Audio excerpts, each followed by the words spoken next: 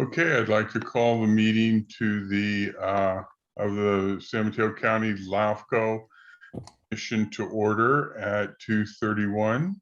Angela, would you like to do the speech and take roll call, please? Yes, thank you, Chairman O'Neill. For those attending the meeting on the Zoom video conference, we will use the raise hand feature in order to organize any public comments. During the general public comment period, and for each item on the regular agenda, I will ask those members of the public who wish to comment to click the raise hand feature. For those joining by phone, please press *9 to indicate your desire to speak and *6 to unmute once called upon, if calling by phone. When you hear your name called, I will prompt you to unmute your microphone and inform you that you may begin speaking. You will have 2 minutes. Written comments that were submitted in advance will be acknowledged by staff during discussion of the appropriate agenda item. Thank you. Okay, and then roll call, please. Yes, Commissioner Horsley, Here. Commissioner Lohman, Here. Commissioner Martin, Here.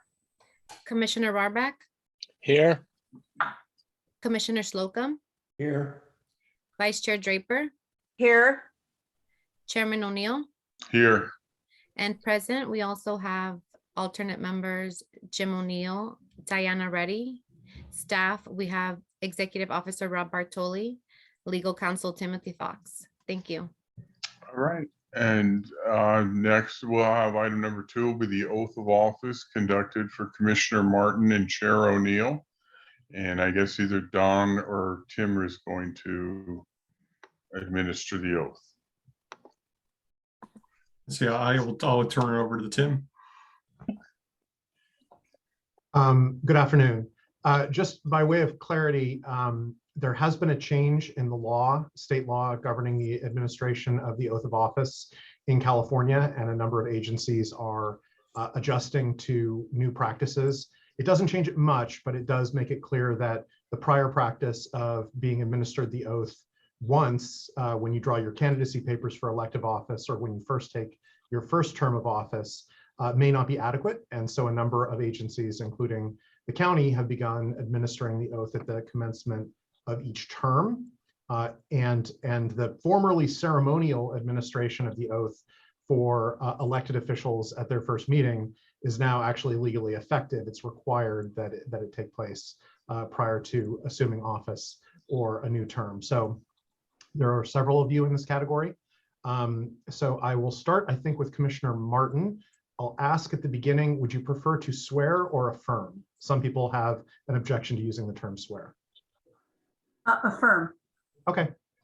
So would you please raise you don't have to stand up. There's nothing required about that. Would you please raise your right hand and repeat after me? I, Ann Martin. I, Katie Martin. Thank you. Do solemnly affirm. Do solemnly affirm.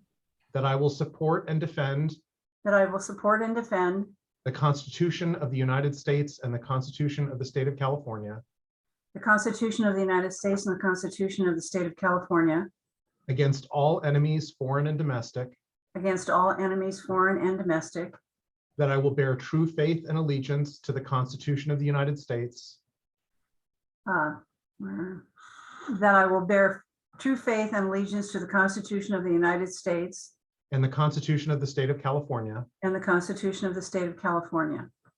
That I will take this obligation freely. That I will take this obligation freely. Without any mental reservation or purpose of evasion. Without any mental reservation or purpose of evasion. And that I will well and faithfully discharge. And that I will well and faithfully discharge. The duties upon which I am about to enter. The duties upon which I am about to enter. I suppose I should have asked what order we'd prefer to go in. Who would like to be next? I guess I'm the only other one, I think. We're going to also, because they were recently reappointed chair, we will also add Ann Draper and James O'Neill to that list. Okay. So we'll do Mr. O'Neill. Please raise your right hand and repeat after me.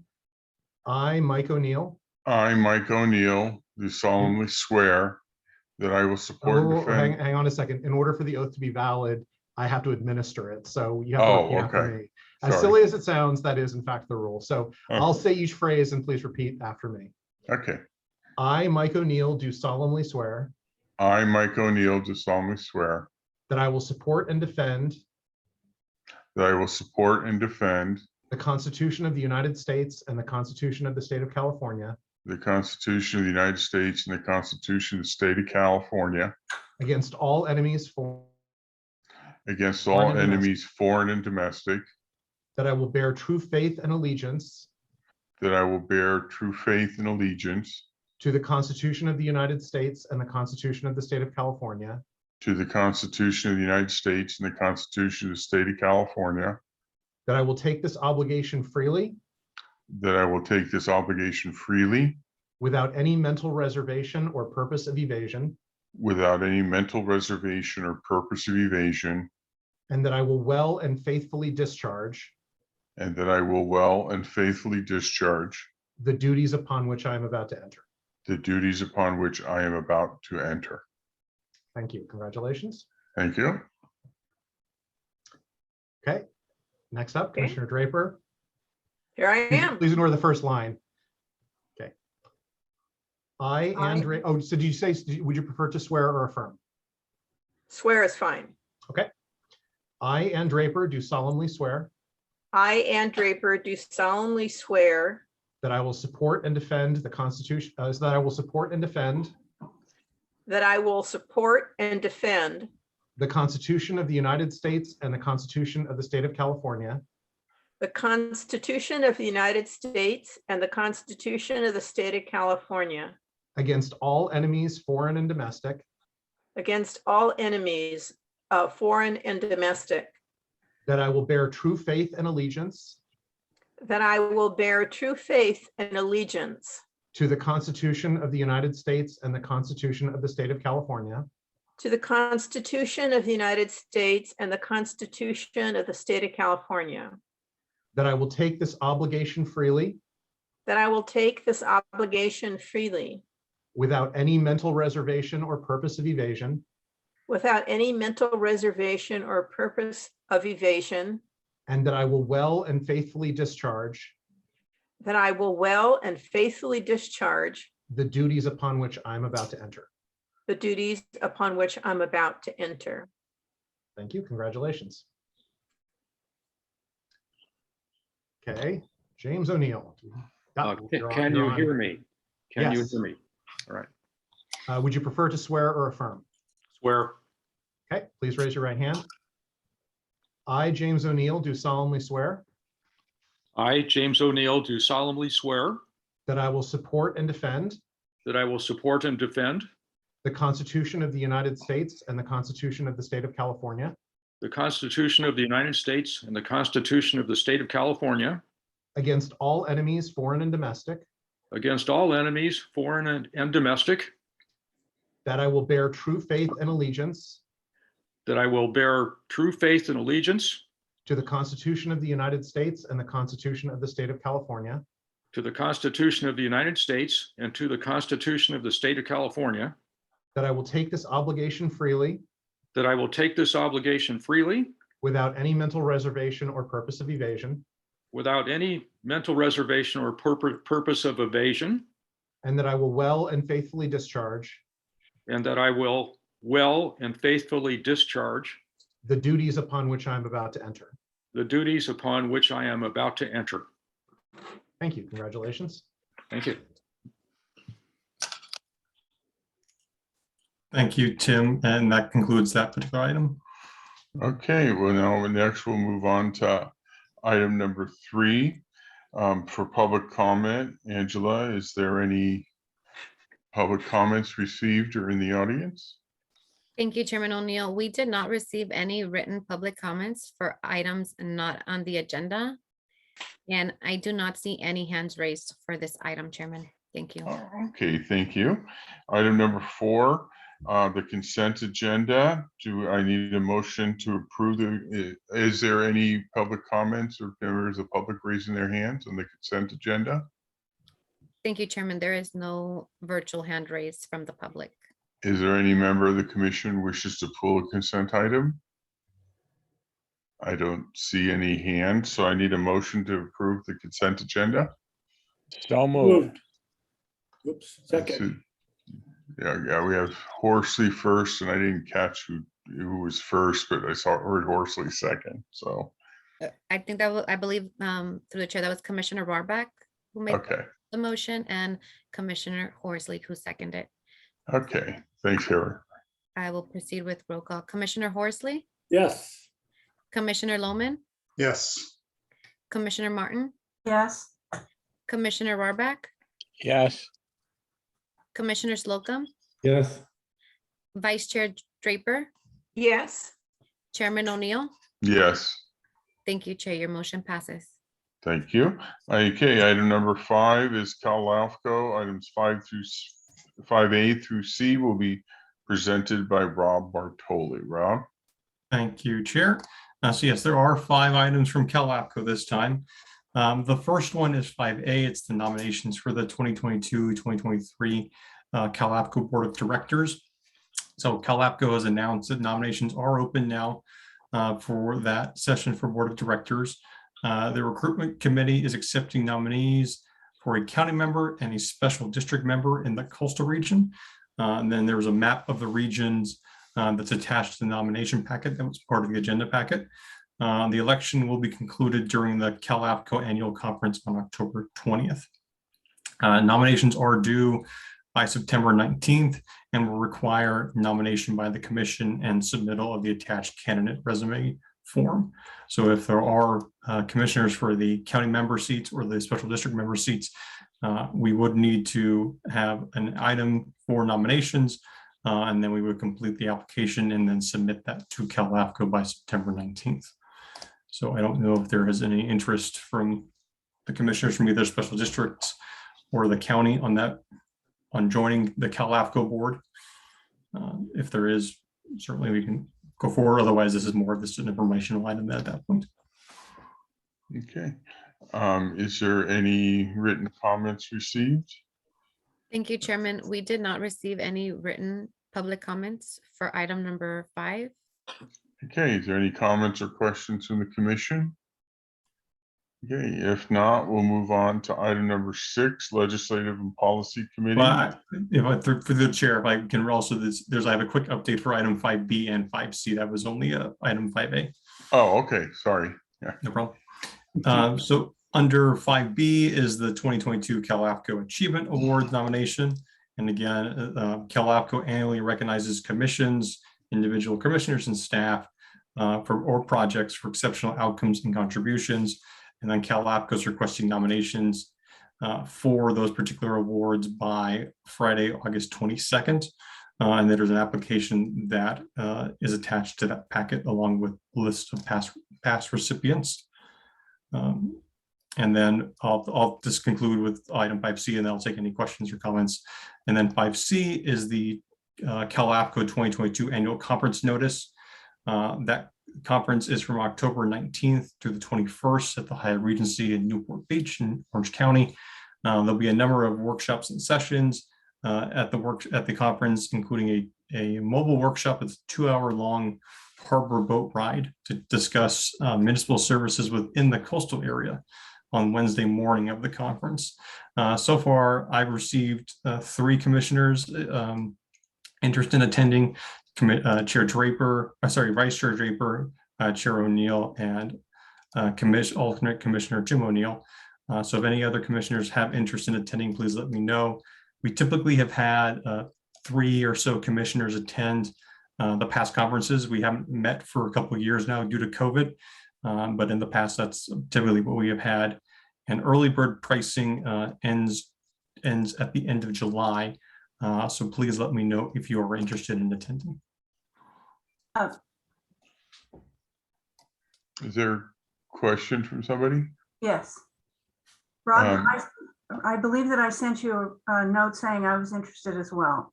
Okay, And Rob, I thought I said that I would not be able to go. then I apologize, Chair Draper and Commissioner Martin. I switched who said which. Okay. So Commissioner Martin expressed interest. Commissioner Draper said she was not available. That's correct. So thank you. Okay, anybody else have any comments or questions? Okay, is any members of the public have a hand up, Angela? Thank you, Chairman. We did not receive any written comments for item 5B or C, and I do not see any virtual hands raised from members of the public. Thank you. Okay, thank you. So that was an information item, no vote. So item number 6, Legislative and Policy Committee, Rob. Thank you, Chair. This is just the legislative report under item 6A. CalAPCO is currently tracking 29 bills. SB, let's give a couple updates on a few of them. SB 938, which was the bill that was going to make changes and updates to the protest provisions, has now been adopted. As an update to that, the commission approved a letter of support for this bill in March. And the bill was then approved by both legislative houses. And then subsequently, CalAPCO asked for letters requesting the signing of the bill by Governor Newsom. So as the date was for the request letter was prior to the next commission meeting, per adopted policy, the San Mateo LAFCo Policy Committee and the commission chair can authorize the executive officer to send a legislative letter, and then the policy committee and the LAFCo chair unanimously supported sending the letter, which was then transmitted on June 28th. And on July 1, this bill was then signed into law. And there is, as per policy, there is the letter is attached that was sent to the governor to the legislative packet. So that was signed into law. Also, the omnibus bill, AB 2957, was signed into law on June 21st. And there's a number of other bills that are currently waiting hearing. One of which is regarding the regional climate networks, which LAFCO would be participating in. That bill is scheduled for a hearing on August 1st. And another bill which has had a little bit more, certainly of interest of mine, and some more language put to it. It was SB 1449, which would require the Office of Planning and Research to establish an unincorporated area annexation incentive program, authorizing the office to issue grants for a city for the purposes of funding infrastructure projects related to proposed or completed annexations of areas that are substantially surrounded by those cities. And so the bill would require the office to match on a dollar-by-dollar basis any dollar contributions with the city moving towards a annexation to fund the program. So there is a hearing for this bill scheduled for August 3rd. CalAPCO currently has it as support. So we may be getting a request for letters of support for that bill, but I haven't heard anything just yet from CalAPCO. So hopefully we will know more in a couple of weeks at that August 3rd hearing. And that concludes the legislative report. Okay, any questions or comments from commissioners? Okay, I don't see any. Next would be Chair 7, any staff or commissioner reports. I believe there was some discussion about the letter we received, Rob. Yes, thank you, Chair. If I could just be briefly. So yes, I did distribute a letter that the general manager for the East Palo Alto Sanitary District had submitted to the commissioners a week ago or so regarding some updates that the district is taking, action that the district is taking in response to the MSR, some of those recommendations. A number of those have to do with rate settings or moving out to the public to having more engagement with them around those rate setting schedules. So they have entered into an agreement or will enter into an agreement with a financial advisory body group to do some additional research about their rate studies. They have supposedly created a body, a citizens rate advisory body to hear from the community about those rates. They've recently conducted a survey.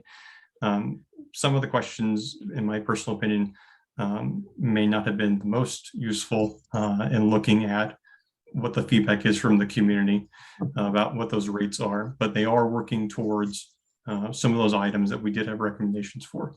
Because it was not only that, the governance options that we had in there were, the idea that one of the governance options could be that the city could create a subsidiary district, but that is also separate from the recommendations and determinations that we had, where basically there were ways to have the district remain as an independent district, but also to work towards addressing some of the deficiencies that we have noticed, whether that be in capital improvement sections, whether it be the district's finances.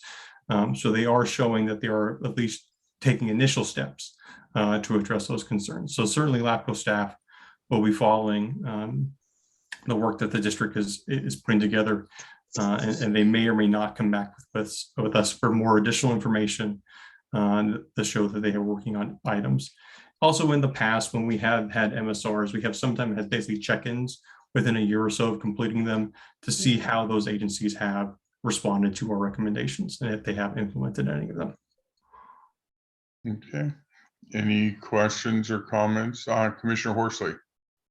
Yeah, just for clarification. Well, the letter indicates, that they may have gotten the message that they need to essentially upgrade their system, really begin on their capital improvement plan. Does this preclude the city from, they still have the option of essentially taking over the responsibility for the sanitation district, if I'm not correct, am I correct? Yes, the city certainly has the power to submit an application to create a subsidiary district for EPASD. So the application, no, I'm sorry, the application comes to us with a specific plan. Do we have to approve the plan? Yes, so it would be a subsidiary district that would potentially be created from East Palo Alto. There'd be a plan for service that would come with that application, and that would be up to the commission to determine whether or not to move forward with that application. And we have no indication yet if the city is going to do that, or do we? I do not know as of yet what any actions they may be taking. I believe the city is holding a study session next week, I believe on the 26th in the evening. I will be attending that meeting in case they have any specific questions about the LAFCo process. This is again, just a study session. I think they're just looking at the results of the MSR information in it and understanding what the LAFCo process would be if they took any action. Thank you. Vice Chair Draper? Yes, I didn't see on the letter that all the participants in the MSR had been copied or informed. And I was wondering if staff could send it on to all the people who participated in the MSR just for information. There was a great interest by many commissioners of wishing that all the parties would work together. And I think that would, sending the letter on, I help to foster that. Yeah, I certainly can. The original email that came to me, and there were several of them because the letter of the contents was the same, but it was addressed to each individual commission member. They had CC'd the city manager for the city of East Palo Alto. So the city of East Palo Alto is in receipt of those letters. Okay. And I also forwarded, just for information purposes, to our former consultant for the MSR. But I can also forward it to the West Bay general manager, so he's aware of it as well. Well, there was also other people who, like the people who paid for the MSR. I didn't see them. I mean, good that the city manager was CC'd, but if you could just send it on to anybody who participated in that MSR. We just finished it, so this is more information. Yes, certainly can do that. And thank you, Vice Chair Draper. Okay. Any other comments or questions from commissioners regarding the letter or anything else? Okay, I don't see any other hands. I'm not seeing everybody, but I don't see any hands. So I guess we'll move on to adjournment, item 8. And I adjourn the meeting at 2:55 p.m. and thank everybody for attending. All right. Thank you. Take care. Okay. Bye. Bye.